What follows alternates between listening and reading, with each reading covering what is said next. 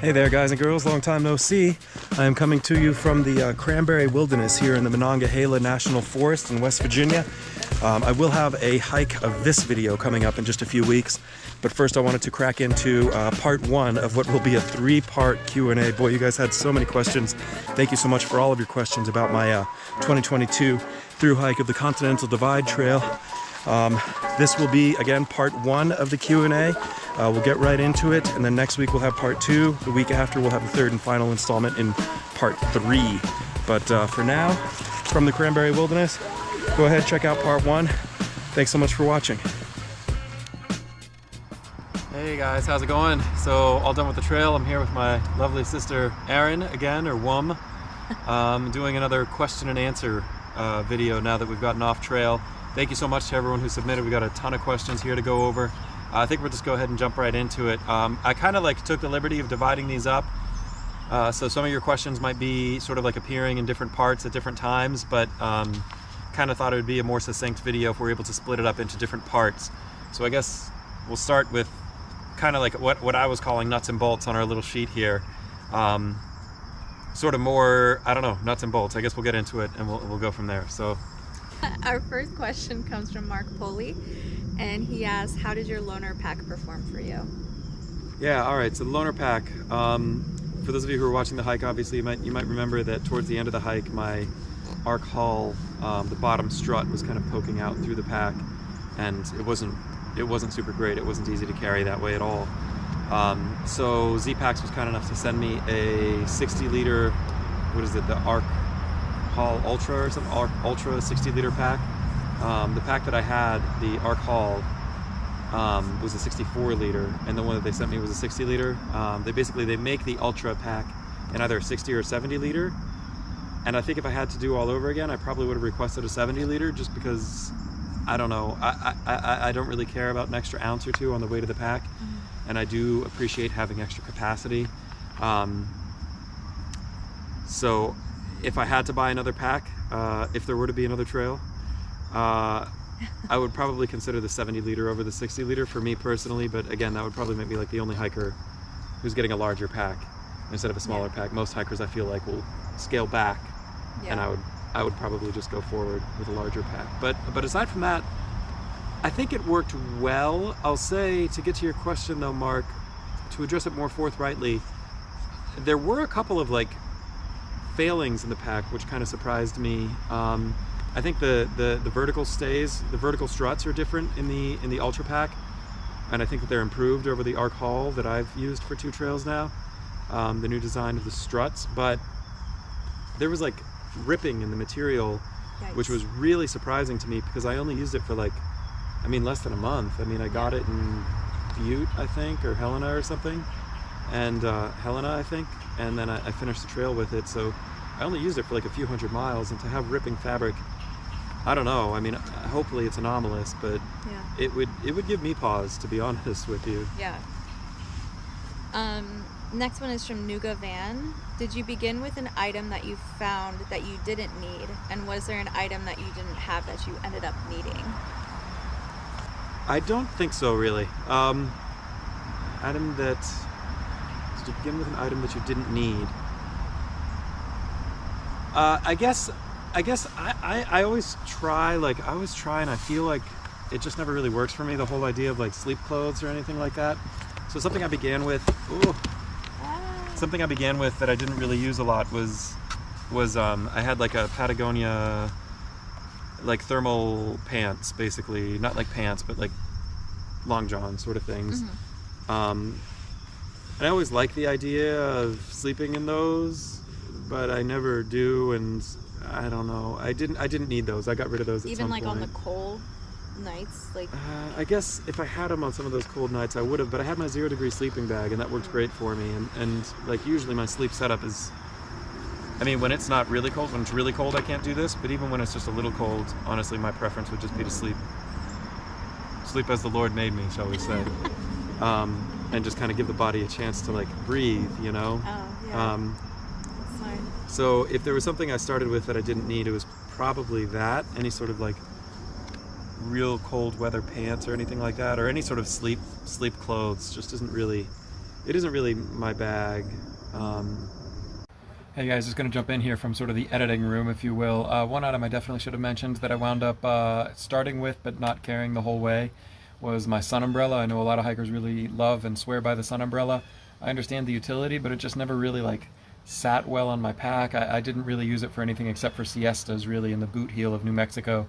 And frankly, by the time the second week on trail ended, I had already lost it off my pack, and it was gone. So hopefully it went to another hiker who used it. I was not at all motivated to replace it because frankly it just didn't really work for me. So that's probably the one item that comes out.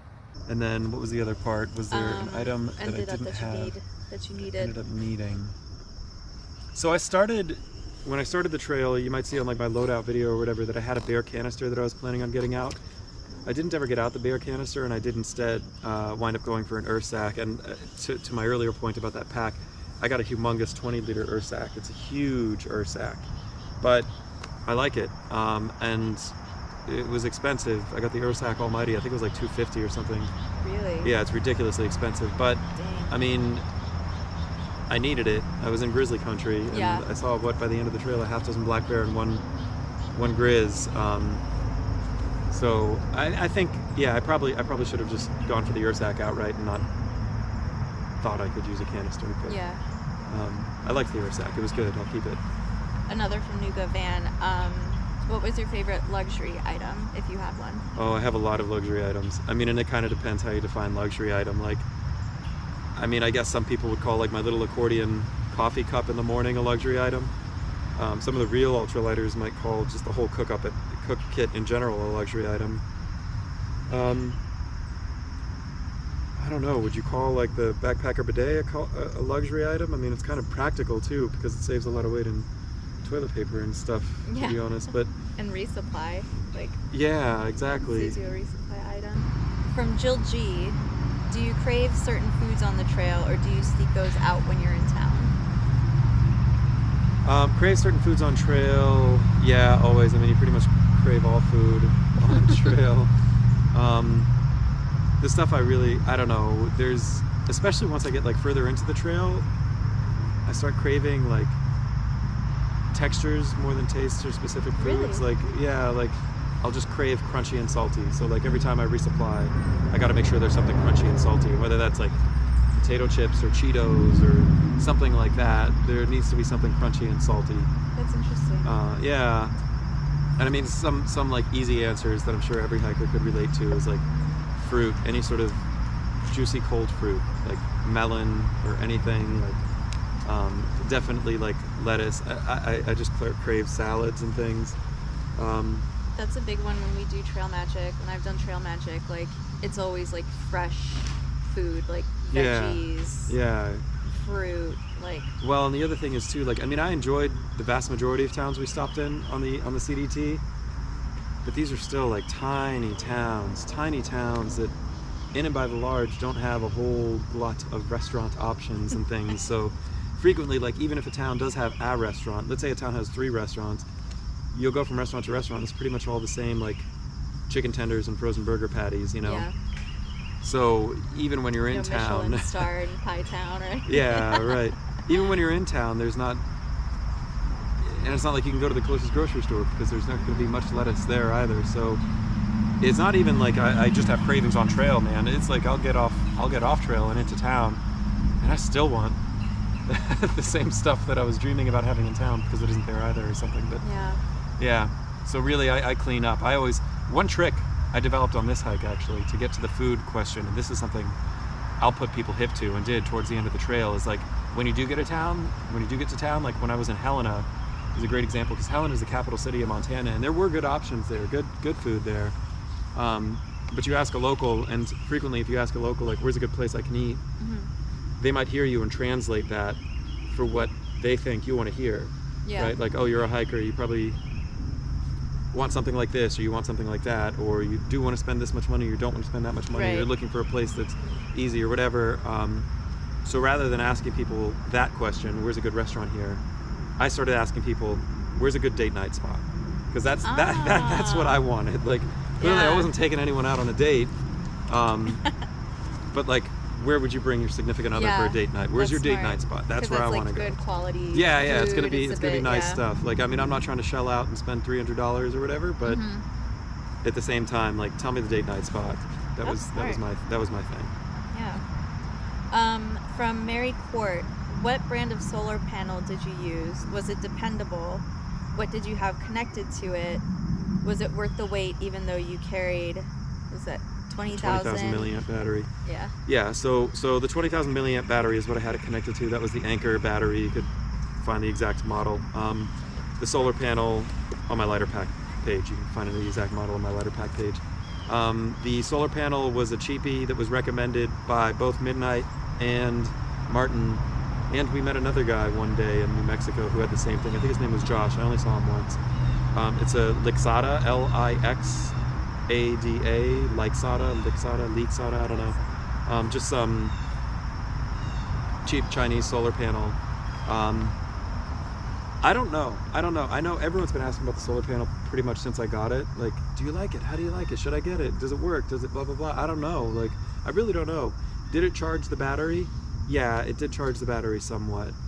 And I think the only, basically why I'm giving pause here is because my battery wound up dying at the end of the trail.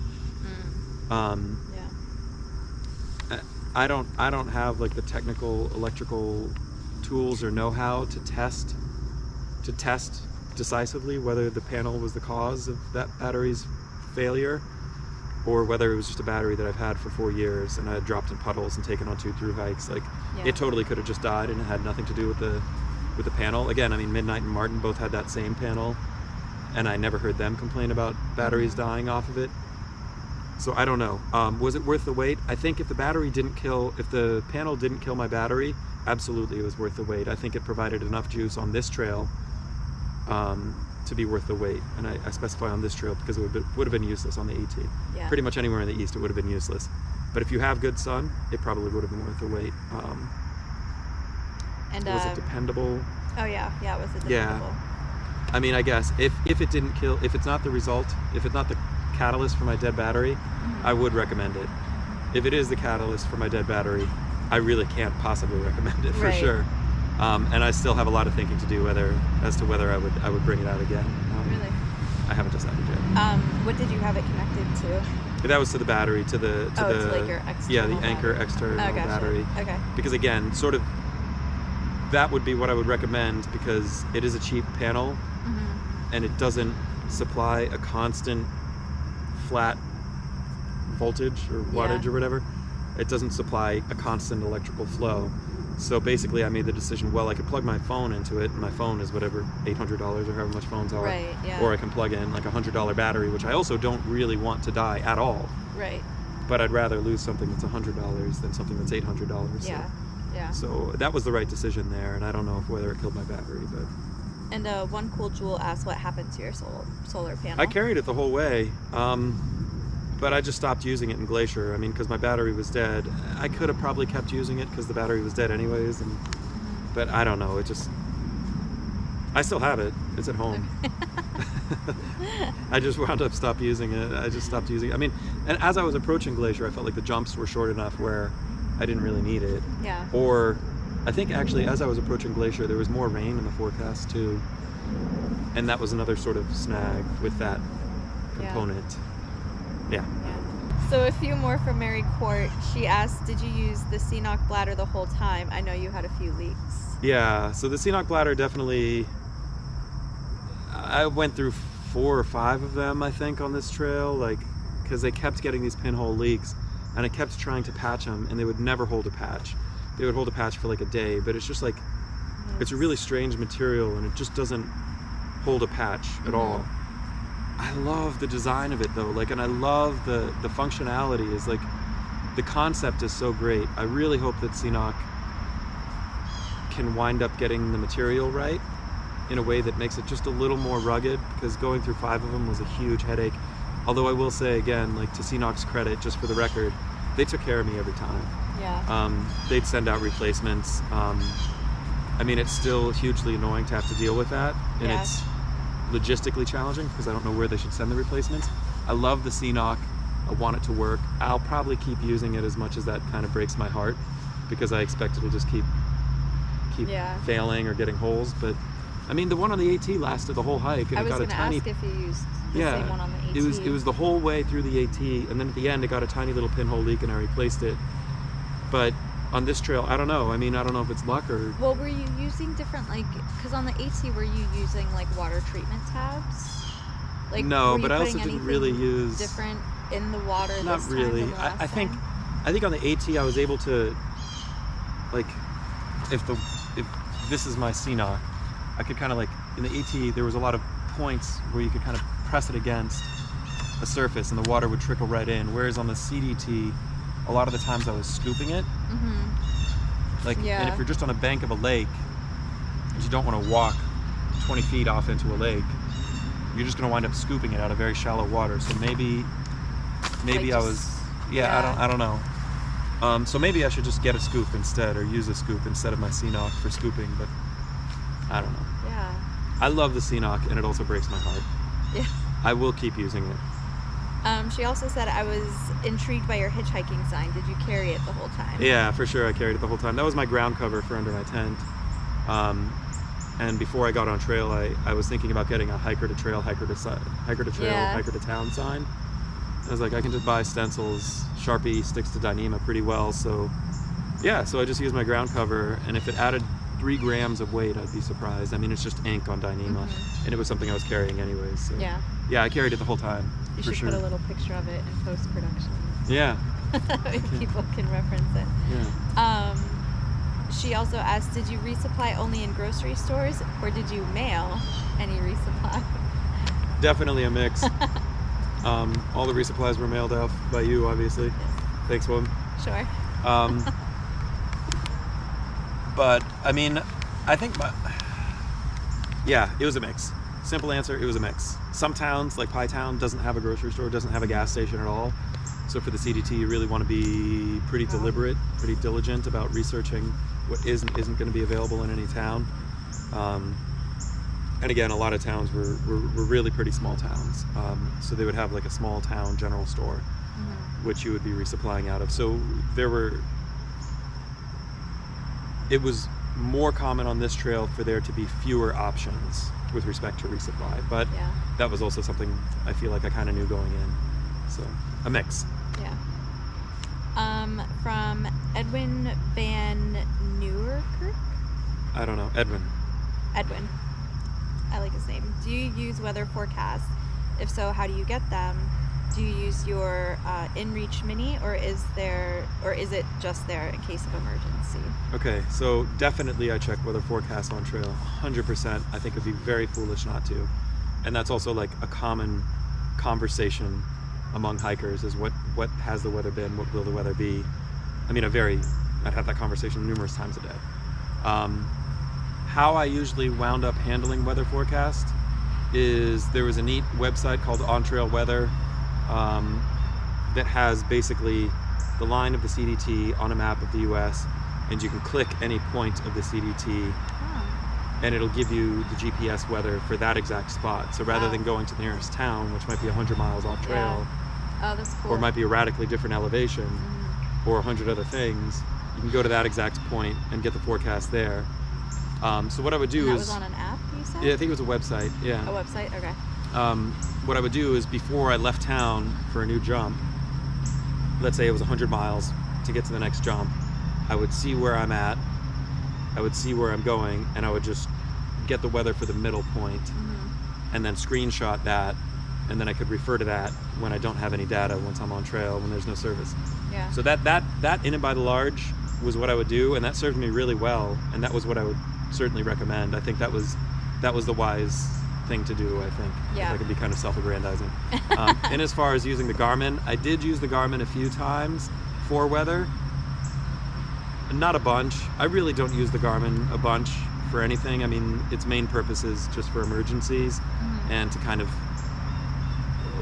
I mean, I guess its main purpose is just so that every morning I would send a message to you and the rest of the family and my wife, Daphne, saying, hey, I'm starting my day now. And then every night I would send a message saying, hey, this is where I'm camping. Yeah. My Garmin will be off for the rest of the night. So that was definitely its primary purpose. And then I carried it also for emergencies. I don't know whether it's very useful for that or not. Edwin also asks, do you have maps with you in case electronics fail? Funny question. I'm guessing, yeah, so this must have been asked before I made it through Glacier, because indeed the battery died and I wasn't able to use my phone for navigation. I didn't carry paper maps, no. I thought about carrying paper maps. I got the lay maps. Anyone who's interested in the CDT will no doubt be familiar with Jonathan Lay's maps of the CDT. I thought about printing them. I started printing them, all of the lay maps, before I got on trail, and then found out, you know, through extrapolating the number of pages I can print on any given ink cartridge, found out that it would wind up being between $300 and $500 to print those maps. And then I would be dealing with the weight and fragility of paper maps anyway. I don't know. Yeah. No, I didn't carry maps. I did, however, for Glacier National Park at the very end of the hike, just because I knew it was going to be a 7-day jump without many opportunities to recharge. And since I was diverging so drastically from the CDT for that section, those two factors, I wound up carrying a paper map, and it was huge. I wouldn't have been able to do that section without that paper map. Oh, wow. Because I didn't have reliable juice to power my devices. Yeah. But I mean, if you want to carry paper maps, it's never a bad idea. It's just a matter of whether you want the weight and everything else. So. Yeah. Hammer Wrench wrote, what was your most important or functional? I'll back up on that just for a second and say something else I would do that I think was a very, again, I mean, if I can be kind of self-aggrandizing, but something I thought was a very good idea is when you're leaving a town, just like you're going to get your forecasts, get some rough idea of what the lay of the land looks like, and know that there's a highway 30 miles east or a town 40 miles west of the general route you'll be hiking. I thought that was wise, because that way if you do find yourself in a really tough situation, way off trail or something, you know you can navigate a day and a half east and get to something. That's smart. You know, so I might still be lost. I might not still be where I'm supposed to be, but at least I have some rough So you kind of have like an ripcord escape idea route, that I can go that way. Yeah, that's smart. Hammer Wrench, what was your most important or functional piece of gear? This question I've been thinking about for days and days. I have no idea. I mean, everything I carried, just about everything I carried. I mean, the thing about through hiking is, like, if you do shakedown hikes, you get rid of the stuff you don't need. Functional, what was it? Functional or important were the adjectives? Yeah, important or functional. Yeah, important or functional. Everything I carried, well, just about everything I carried was important. I mean, if I want to do videos and stuff, the batteries are important. The charging cables are important. I mean, I guess I could tell you probably my least important might be easier, and that might be that 1/8 inch Gossamer Gear foam mat that I carried, to go back to... The luxury item? Yeah, or something I carried that I didn't need. Although, again, I mean, I never got a hole in my sleeping pad, so maybe that foam mat was protecting me from brambles and pokies and things. Yeah. Important or functional? I have no idea. I mean, I could say my shoes and make an argument for that. I could say my phone and make an argument for that. I could say my tent and make an argument for that. I mean, I could make an argument for any piece of gear being the most functional. I guess a sleeper, I'll pick a sleeper. It was my clothes. Like, having that sun protection on me the whole time was amazing. Like, I started with a tiny little rolling stick of zinc sunscreen. I started and ended the trail with the same one. Oh, wow. I didn't need to put on sunscreen anywhere but my face. So having the sun gloves, the long sleeve sun hoodie, having long legs on my pants that would protect me from the sun, and having it all UPF or SPF or whatever rated. I guess I pick that just because it's something you wouldn't normally think about. Everyone knows that your pack and tent are important. Yeah. Everyone knows your shoes are important. But I think the long sleeves, I'd pick that. Not because it's more important than shoes or tent, but because it's something that really, really made a huge difference for me, and it was something I didn't have to think about, and it just freaking worked. It just worked, and I didn't have to think about it. Yeah. Another question from Hammer Wrench. What gear can you cheap out on, and what not to? Yeah, that's another good question. Cheap out on. You can cheap out on all of it. 100% you can. I mean, I hiked with people, I'm not going to call anyone out, but I hiked with or met people who were definitely hiking this trail on a strict budget. For whatever reason, it's not my business, I don't care, and they had success with it. People I know who finished this trail and the AT, people have success. I mean, don't feel like you have to spend money on much of anything. It's not about how much money you spent, it's about whether you have something that's going to work for you.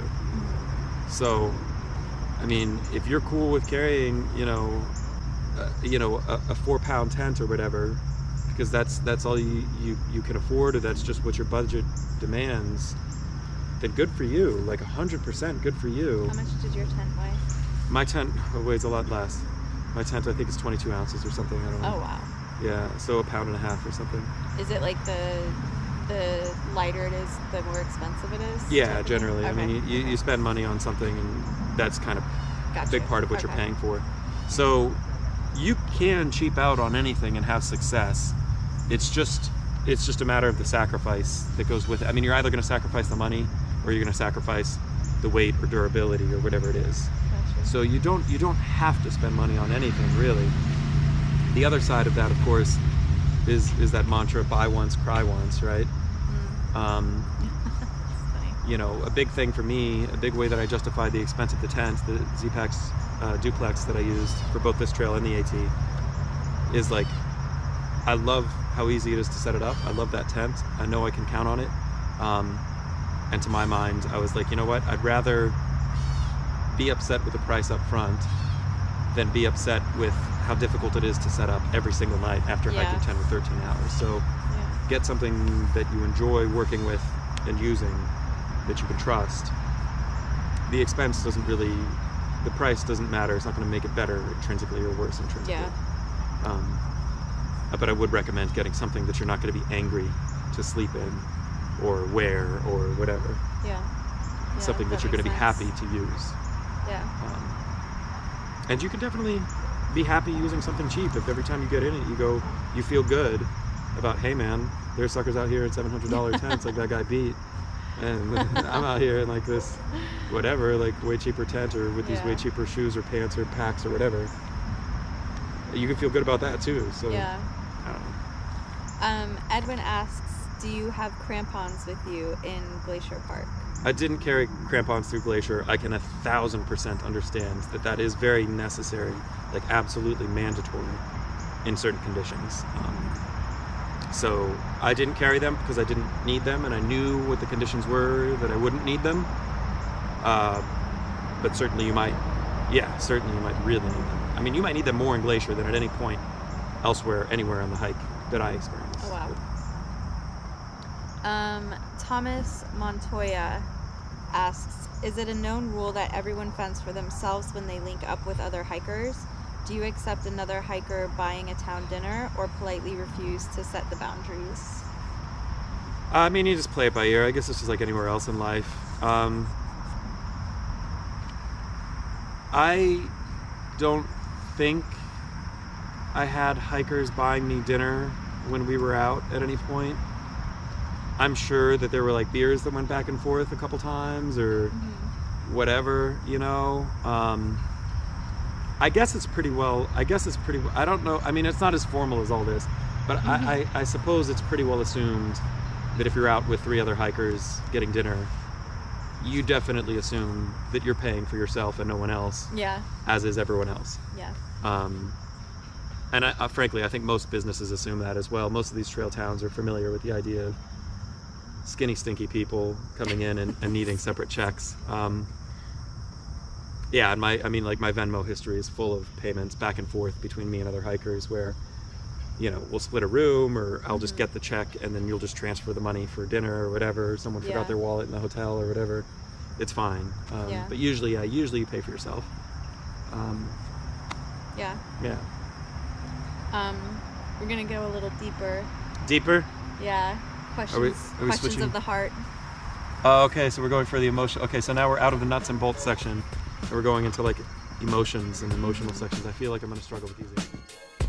All right, guys. Well, that was part 1 of the 3-part Q&A from my Continental Divide Trail through hike of 2022. Thanks so much for watching. Please do drop a comment if you enjoyed the video. If you had any other questions, I'll also be asking whether you are interested in doing a live stream as well. So if you've developed any new questions, if you're interested just to chat, please do drop a comment down below and perhaps we can set up a live stream. I think that'd be kind of cool. So anyways, thanks so much for watching. I will see you next week with part 2.